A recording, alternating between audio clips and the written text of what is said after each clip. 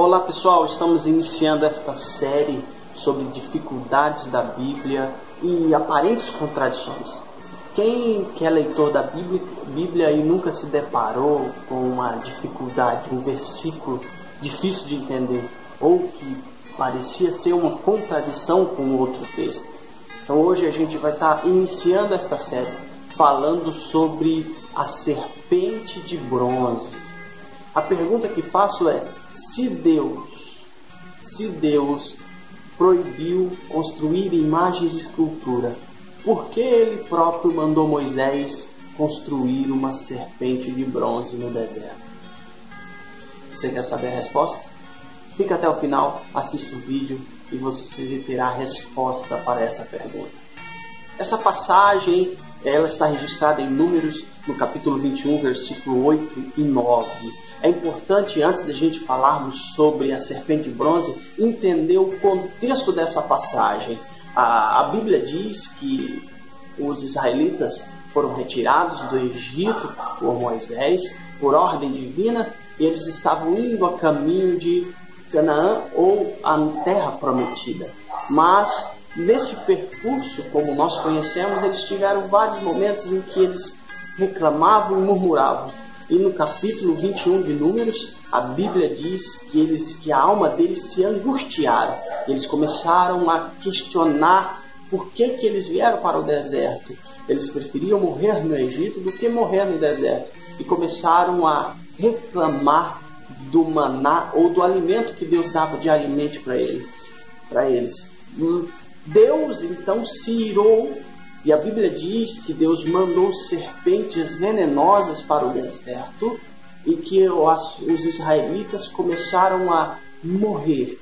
Quando o povo viu o que estava acontecendo, foram a Moisés e disseram: Moisés, nos ajude, por favor, ore por Deus, para que o Senhor afaste de nós.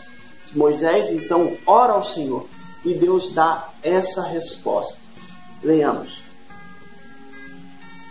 E disse o Senhor a Moisés: faze uma serpente ardente e põe sobre uma haste, e será que viverá todo aquele que olhar para ela.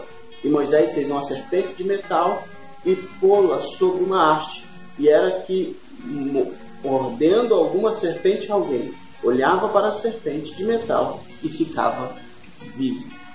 Vemos que o próprio Deus ordenou Moisés construir uma serpente de metal ou de bronze.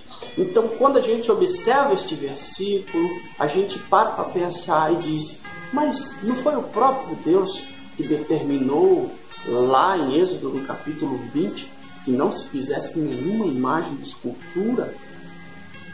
Não há uma contradição nesse texto? A primeira coisa que a gente tem que entender é que em Êxodo, no capítulo 20, Deus ele proíbe a construção de imagens de escultura, ou seja, de ídolos, com o objetivo de adorar. E não proíbe fazer símbolos. Quando a gente observa nesse versículo, a serpente de bronze ela serve como um símbolo. Não era um objeto de adoração. Não era um objeto em que eles deveriam se prostrar, deveriam orar, deveriam buscar.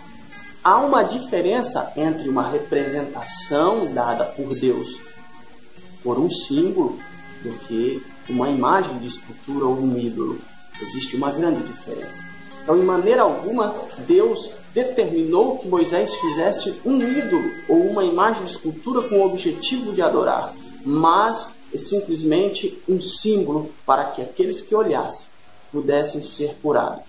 Deus também determinou a construção de querubins na Arca da Aliança, que não eram ídolos, mas um símbolo. Então a gente precisa entender que quando Deus determinou isso, Ele não estava infringindo a sua própria lei, Ele não estava infringindo o seu próprio mandamento, que afinal de contas aquilo não era um ídolo, mas um símbolo, como o pão, o vinho da Santa Ceia. Posteriormente, o povo de Israel transformou a serpente de bronze em um instrumento de idolatria. Lá em Reis, no capítulo 18, versículo 4, A Bíblia diz que Ezequias mandou destruir a serpente no deserto porque o povo estava adorando. Então a gente observa que o objetivo de Deus não era a idolatria, mas era um símbolo. E o interessante é que a serpente no deserto, ela traz um significado muito mais profundo. Ela prefigura a morte de Cristo. O próprio Senhor Jesus, em João, no capítulo 3, versículo 14, diz: importa que assim como foi levantada a serpente no deserto, seja levantado o Filho do Homem, e todo aquele que nele crê não pereça, mas tenha a vida eterna. Aquele lá simbolizava, era um tipo, era um símbolo, era uma figura da morte expiatória de Cristo Jesus. Então, não há contradição nesse versículo. A palavra de Deus é inerrante. Se você gostou, dê um joinha, se inscreva, aperte o sininho para as notificações e até o próximo vídeo.